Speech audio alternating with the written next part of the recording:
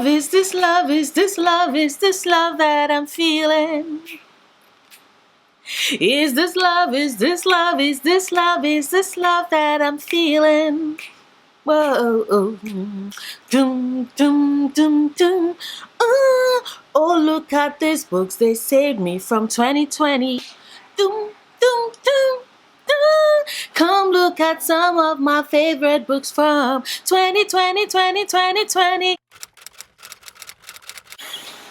Just in case you could not tell from my attempt at the song, it is my favorite books of 2020 video. Please note that not all of these books were released in 2020. Some of them were, some of them were not, but I read them in 2020 and they saved 2020 for me. So I'm going to be talking about them. I would also like to state that these are my top 10 books of 2020. They are not arranged in any particular order, so it's not like, oh, I like the book that is like number 9 more than number 7. They're not arranged in that order. I just put them together. The only book that I would say tops them all is the book on my number 1. Like that shit is not that book is not interchanging with anybody. That is my absolutely number 1, top of the top, favorite, most loved, most beloved book of 2020. So we'll start things off with the 10th book on the list, and that is How to Catch a Queen by Alyssa Cole. This is the first book in our Runaway Royal series. In it, we follow Shanti, whose dream has always been to be a queen, not just because of the crown or the regality and all of that, but because she actually wants to create change. That has always been her dream, and when it is that things did not really work out for her with Thabiso. Yes, that is Thabiso from A Princess on Paper, which was the first book in the Reluctant Royal series. The Runaway Royal series is a spin-off of that. When things don't work out with her for Thabiso, she thinks that that's the end of the rope, but then she gets this invite to marry King Sanyu. Sanyu, who is a king who has anxieties, and his father just died, so he's getting the crown and he's terrified, and there is this political figure in his kingdom that manipulates behind the scenes and basically has Sanyu marry Shanti. But see, in Sanyu's kingdom, they are always looking for the true queen, so the king can marry multiple wives all in search of the true queen. Personally, I think it's just a title that was created for a Casanova of a king. I enjoyed the romance between Shanti and Sanyu. I love the depiction of the severe anxieties that Sanyu has. Like, it was so fucking real, and I absolutely loved it. I love the sex. You all know I am here for the sex. Alyssa Cole has always delivered. There was just heat between Shanti and Sanyu. There was the old sit down on your throne, queen, and I'm like,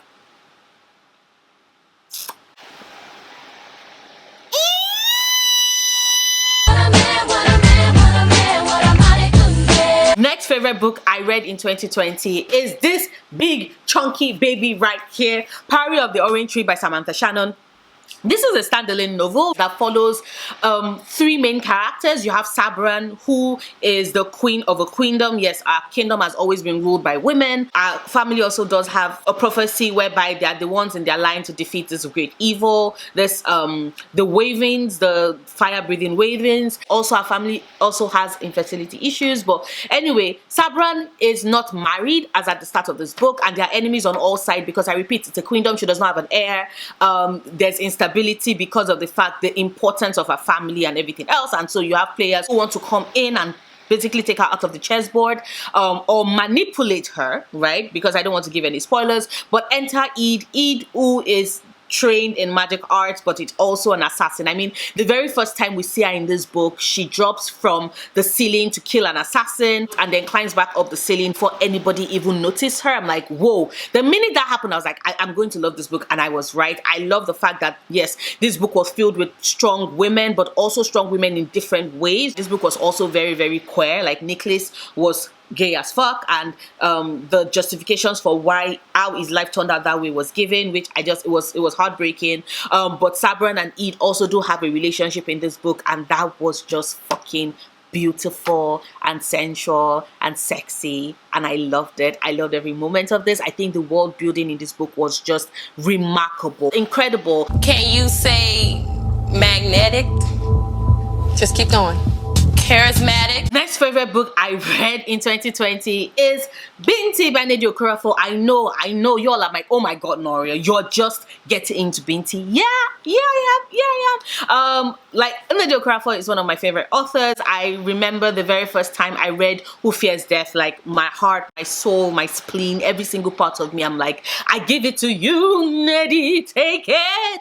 Like, she writes beautiful, strong characters. Binti is a science nerd and geek and brilliant, and the way her mind works is just like, this book is a love letter to science. I have a feeling that if Binti had existed, like if this book had existed when I was a child, it would have convinced me to take up science classes. Like, all Mr. Ikune needed to do was to have given me Binti, and I'll be like, I want to be a scientist. I love you can always tell when a writer is writing about subjects that like they are nerdy about. And Nnedi, loves insects. So there's this, even the spaceship, the fact that the spaceship is a living organism, I'm just like, only Nnedi's mind. Yeah, I'm not making any sense. Okay, so in this we follow Binti, who has lived on her own planet all her life and wants to get out. The only thing about it is that the people on her planet, like her people, they do not leave their planet. They don't like going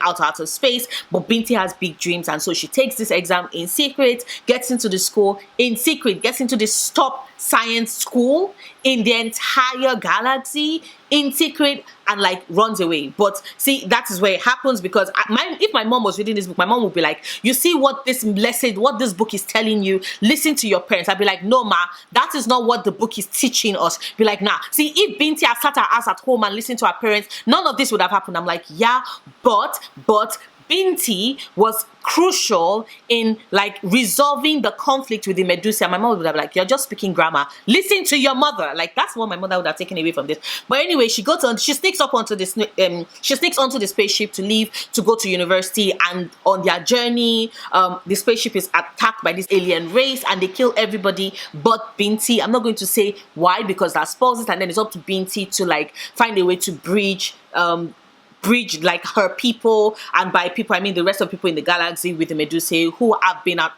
with them for like forever. And the second book follows Binti in the university, yes, because spoiler alert, Binti does survive. Follows Binti in the university, how she's dealing with the trauma of what she experienced, because I tell you, that's another reason why I really love this book. Nnedi wrote about the PTSD that Binti was suffering from in a way that gripped my heart and just like wrenched it, because I was in her skin and I was feeling her terror and her fears, and it was written so brilliantly and so amazingly well. Absolute perfection. Another reason why I loved this book so much was that there was this part where Nnedi was basically explaining how it is that our prejudices tend to color us towards just how advanced certain people can be, even though they are nomadic tribes. Because there is this discovery that Binti has in the second and third book that I'm like, thank you, Nnedi, because I don't know why.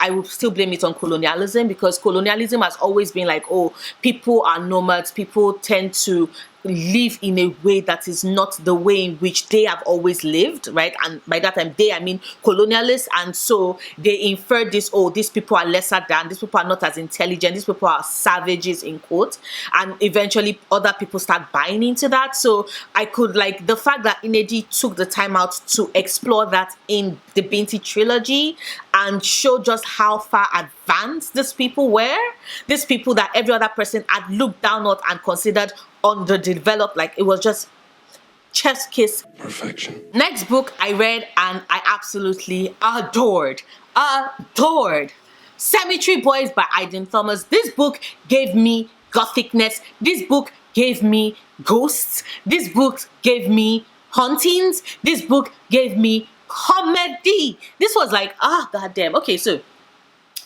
let me first start with what the story is about, right? In this, we follow Yadriel. Yadriel, who is a brujo, right? But his family is not really, like the rest of his family really do not accept him as that, because Yadriel is trans, and he needs to prove right, that is a brujo and he wants to be a part of the community. And so as part of like is the ritual, right, because only brujos can lead the dead, like, and summon a spirit, brujas can heal, right? So it's like, oh, okay, to prove that he's a brujo, he's a real brujo, he's going to bring back the spirit of his cousin Miguel, who was killed brutally, and everybody has been looking for his spirit, right? So he summons the spirit, but it's not Miguel that shows up. It's Julian. Julian Diaz, the bad boy in school, and Yadril is like, holy shit, fuck. And Julian is like, oh my god, am I dead? Am I dead? Yo, you have to solve my murder. You have to solve my murder. And Yadril is like, why does this happen to me? And I'm over here like, the chemistry, the banter, the witticism, the comedy. Perfection achieved. I love these characters. I love how these teenagers decide that they are going to, one, find a way to solve the mystery, two, fight against the bad guy, which the reveal, I was like, oh, holy shit.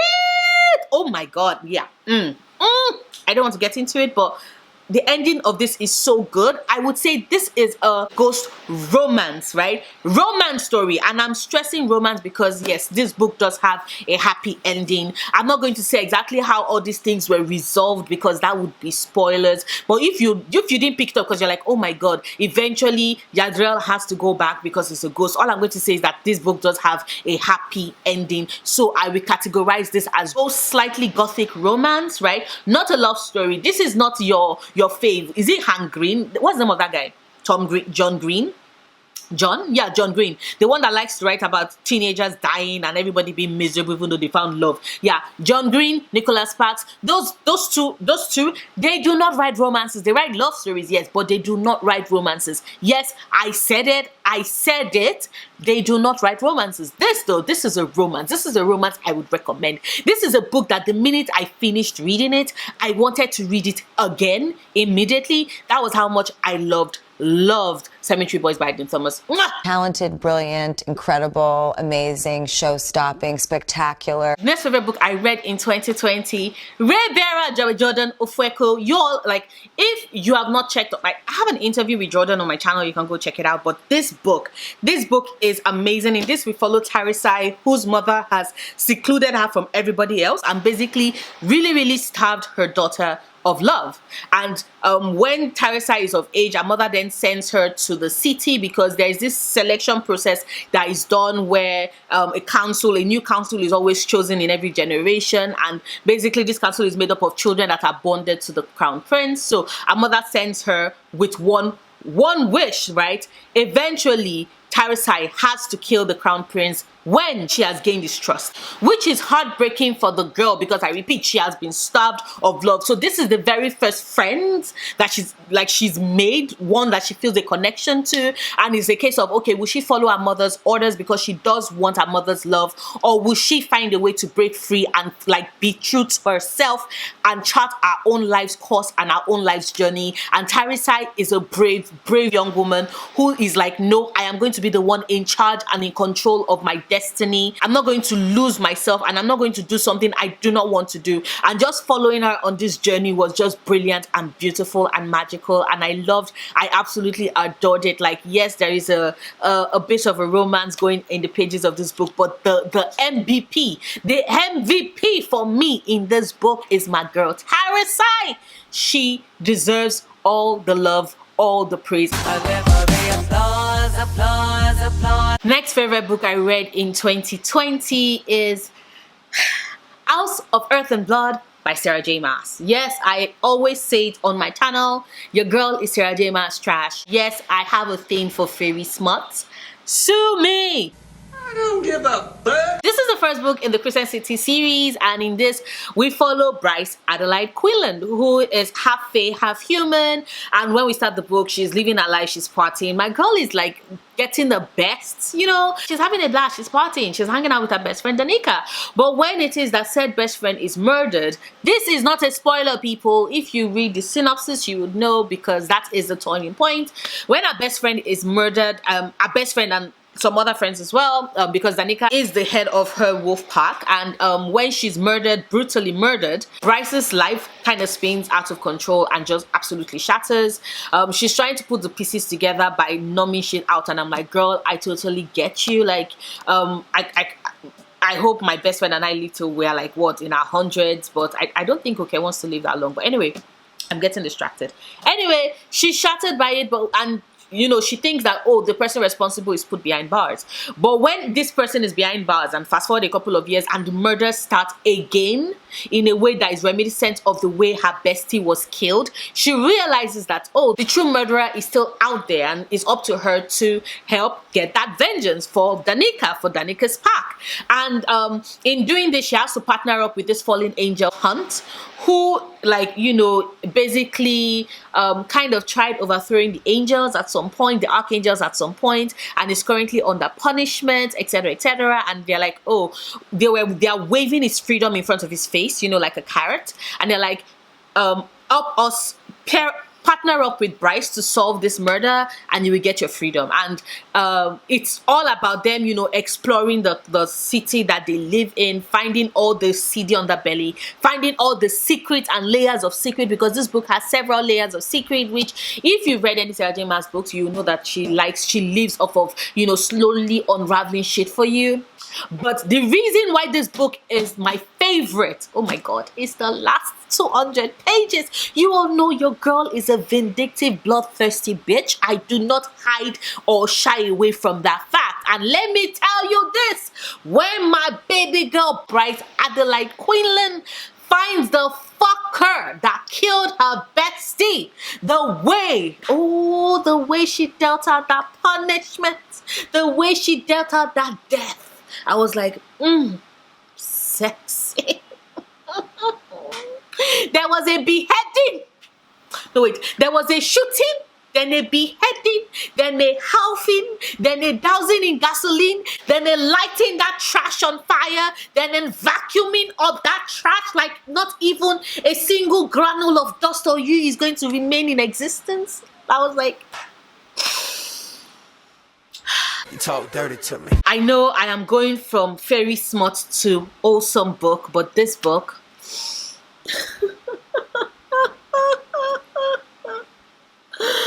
The Weight of the Stars by Kayla Ancrum by Kay Ancrum is divine and beautiful and nerdy, right? Because we're following Ryan Bird, Ryan, who is basically the one raising her brother, because, you know, they come from that side of the tracks, and she's created this family of misfits, and she's technically the one that leads them, right, in school. And when there's this new girl Alexandra who joins her school, a teacher is like, yo, Ryan, befriend Alexandra. And Ryan is like, okay, sure. But see, Alexandra is like, do not talk to me, Ryan. And in all this back and forth, there's an accident. Alexandra kind of falls off a roof and breaks her arm, and Ryan feels really guilty, and in order to make it up to her, right, the two girls bond, because see, Alexandra records sound like radio waves from, because her mother like was sent into space, and Alexandra keeps like waiting on that radio on the rooftop every night for a message from her mother. And like I said, it's a love for science and a love for girls who love girls, and it's so pure and awesome and beautiful and amazing, and I'm just like, I am in love. Like, Kayla gave this to us. She gave this to me. If I'd read this book as a teenager, I probably would have realized that I like girls like way younger and way sooner, and my life would have been so much better for it. And I love this book. I love this book. Also, the radio waves, because like they're so integral to the book, and then bam, is there spirit ages. Like, this book is just perfection. Absolute perfection. I love it. I want to marry it, and I want to reread it again. Like, all these books I'm mentioning are books that immediately I finished reading them, I was like, I want to reread that. Like, that is how I know I have read a book I absolutely adore. When I'm like, I need to read it again. Oh my god, how soon can I reread this book? Like, that was what was going through my head. I absolutely adore this book. Adore it. You're so beautiful. Next on the list for me is Take a Hint, Danny Brown by Talia Hibbert. This is the second book in the Brown Sisters series, and goddamn, the way I love Danica Brown. I absolutely adore her. Like, this follows Danica, who basically when she starts the book, she's like, Oshun, I've not had sex in a while, so please send me a sex buddy. Like, my girlfriend just broke up with me. I don't mind. It might be a man, it might be a woman. I don't care. I just need someone to have sex with, because your girl needs, like, has needs that needs to be met. And I'm like, Danica, coming from somebody like one person who understands how you're feeling, I felt that, like, I immediately bonded with this girl. Danica teaches at the university, and Zafir also works at the university, like at the guard. But Zafir has this whole secret thing where he used to be a rugby player and then stopped. But he has this sports charity thing he runs for kids, and when there's a fire drill gone wrong, and Zafir like carries her out like fireman style, there's a video of both of them is dropped on the internet and starts trending, and Zafir is like, oh my god, this is great publicity, I can use it for the charity, and can we fake date, you know, to further help bring this publicity? And Danica is like, I want to help kids, but also fake dating means that there might be some, you know, action in there, like getting in there. And she's like, fuck, Oshun, like, you came through. Please know that Danica was like, Oshun, I want sex, I don't want love. And Oshun's like, ha ha ha, I'm the goddess of sex and love, fucking ass bitch. And so she's all like, oh my god, emotions are coming in. Zafir is like, I've been in love with this woman for like forever, can I really do this? And all of it, I'm just over here like fake dating when already one of them is in love. It's just like, delicious. Finally, some good fucking food. This was fantastic, brilliant, funny, witty. There was always this dry, witty humor. Talia Hibbert is the queen of that. Like I said, Danica and Zafir, they go well together. They're just beautiful. This was delicious. We're coming really, really close to like me wrapping up this. So, The Death of Vivek Ogee by Akweke Emezi. I have not hid it on my channel that Akweke Emezi is one of my favorite writers. I love their use of language. I love the fact that they are able to wring so much emotion from me. And I kid you not, this tiny book had me bawling all throughout a weekend. Like, I finished it in a day because it's a small book. And I was like, I had to draw it out because I did not want to like finish it so quickly. But I finished it in a day, and for the entire weekend, I will remember Vivek's story and I will start crying again. Now, this follows Vivek, who is a child, like born in a male body, yes, but who basically lived his life outside the lines, right? And a lot of people did not understand him. He found this community in the Children of the Niger Wives, right? Which are this group of women, like women from other countries that married Nigerian husbands, right? So his community was in the children, and, you know, he's suffering blackout sessions. He has so many secrets. His family doesn't really know him. And then tragedy strikes. And it's not a spoiler because the title says The Death of Vivek Ogee, right? So Vivek dies. But this story is about telling us about his death, but also about his life. And what a brilliant, beautiful, strong, headstrong, amazing, refusing to, you know, bow down to societal norms and what society would expect for him. Like that was just how amazing a person Vivek was. And the fact that Akweke once again is telling us this story about queerness and surviving as a queer person in Nigeria, in a country where queerness is not acceptable. And you have Vivek who lived his life with his head held high, and all you wonder is, in a different place at a different time, would he have survived? Probably yes. But did he live his life filled with any regrets? No. Did he die with any regrets? No.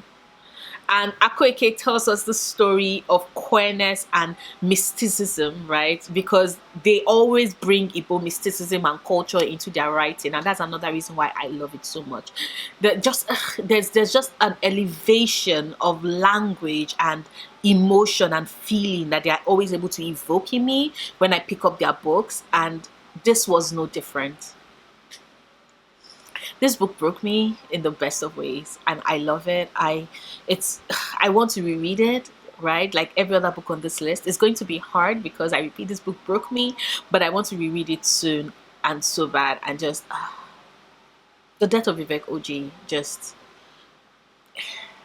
Perfection. And finally, the number one book on the list to crown them all, The City We Became by N.K. Jemisin. This book, the perfection perfection that is this book, the mind-blowingness that is this book, the oh my god, I got the good chills from this book. I could not put up this, like, I read this book, I listened to this book on audio and I'm like, holy shit, and then god damn, Erin sent me this. Erin sent me this as a birthday present. Erin, thank you. I cannot wait to reread it because I got them. I was like, the minute I finished, I was like, I need to reread this book immediately. And now I have like the physical copy so I can take my time, be listening to, because the audio production of it is like just perfection.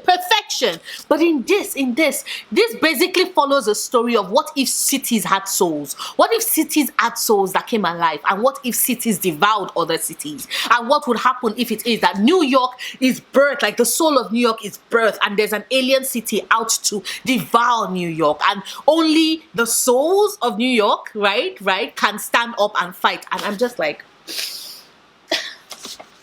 this book was perfection. This book was art and music and science and math and Wall Street and finance and brutal and beautiful and amazing and creepy and weird and psychedelic. And it was just, I wish there were more adjectives and words I could use for it, because this book was perfection. And I want to, like, this is my first N.K. Jemisin novel, and I'm like, I am stupid because I've been missing out, because how the fuck have I never read an N.K. Jemisin novel before I read this book? Like, the perfection that is this book.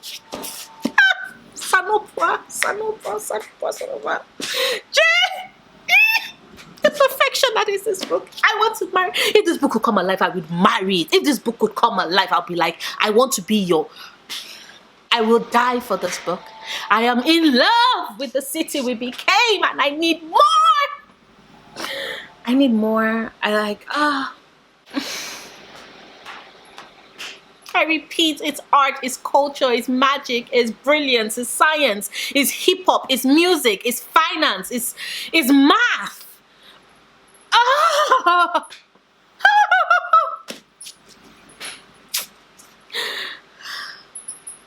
Clearly, I like words. I don't know her. I don't know what else to say, because I don't know what to say anything, because I entered this book blind, like totally, completely unaware of what I was getting in for, and it blew my mind away. And that's what I want you to experience. I want you to enter this book without being aware of what it is that is coming your way, and then you losing your mind and messaging me and coming to my comments and be like, fuck Noria, what the fuck? Like, that was how I felt like. You know, like, this book gave me an orgasm, yo. Like it reached deep and curled its fingers, and like I just exploded. Like that was it. I exploded. And I was left feeling like, at the end of this book, I was like feeling satiated. Like my legs were tingling and they were shaking, and I just could not drop them down. And my entire body was just like, blah, blah, blah, blah, blah, blah, blah. That was me. That was me. I was like, blah, blah, blah, blah. I like, oof. The perfection that is the city we became. The perfection that is the city we became. Love it. But yeah, those are my 10 favorite books of 2020. Let me know if any of these books made your favorite list as well. Let me know what are some of your favorite books that did not make my list. Who knows, maybe this might be an opportunity for me to read them, etc., find more books, you know. Maybe those ones will make it in my favorite books of 2021 video. You never can tell. You all know I'm always looking for recommendations, so help a sister out. But yeah, that is the end of this video. As always, if you liked it, do not forget to give it a big thumbs up. Check out my other videos. Subscribe if you want to. And if you do decide to subscribe, do not forget to click on all notifications. So like after you've clicked on subscribe, you click on it again, you get like a bell, right? So you tap on the bell so you can have all notifications turned on, so you don't miss any of my new videos. Because yeah, YouTube algorithm has been a mess. My mental health has been going into a toilet in the last couple of weeks, almost months. So sometimes I upload, sometimes I don't. So you're always aware of when I have a new video up, like, and you can like encourage and support my channel and support my content. So just like click on that. Have all notifications turned on. But yeah, that is the end of this video. I forgot I make new videos every Wednesdays and Sundays, sometimes, often, I don't know. 2021 has just been that year for me, so take what I say with a pinch of salt. Just subscribe and have notifications turned on. But until next time, stay passionate, love books, love yourself. Bye.